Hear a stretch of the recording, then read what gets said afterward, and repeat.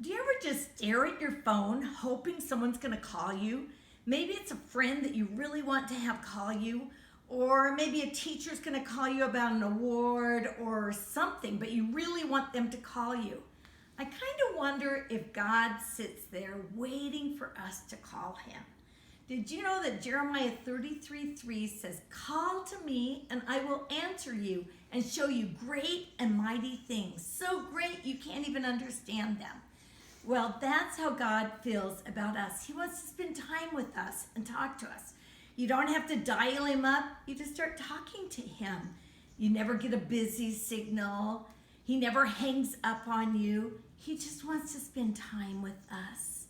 And the Bible tells us in the book of Daniel about a man named Daniel who loved to spend time with God. Daniel had been taken from his own country and made to be a servant, but he served the king faithfully. But Daniel needed wisdom. So every morning he'd get up and he would face Jerusalem and he would talk to God. And he'd tell God how much he loved him. And he'd say, "God, I need your wisdom. I need your help. I've got to give the king advice. I need you to give me wisdom." And then he would listen. Because when you're talking on the phone, you don't just talk.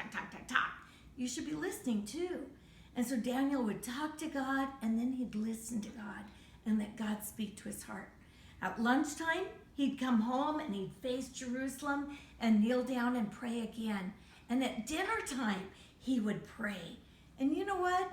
The other men who were in authority were so jealous of Daniel because he had so much wisdom and so much power. And he was such a good friend with the king that they started spying on Daniel. They wanted to find out what made him so strong and so wise.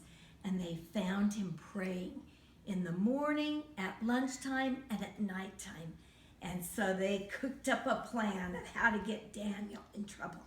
And they got the king to sign a law that said nobody could pray to anyone but the king. And if they did pray to anyone but the king, they would be thrown into the lion's den. Well, guess what? Daniel loved to spend time with God, and he needed wisdom from God.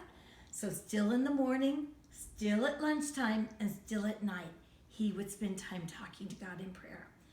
So what do? Do you leave God just waiting and waiting, longing for you to call him? If we call on the Lord, he promises that he'll show us great and mighty things.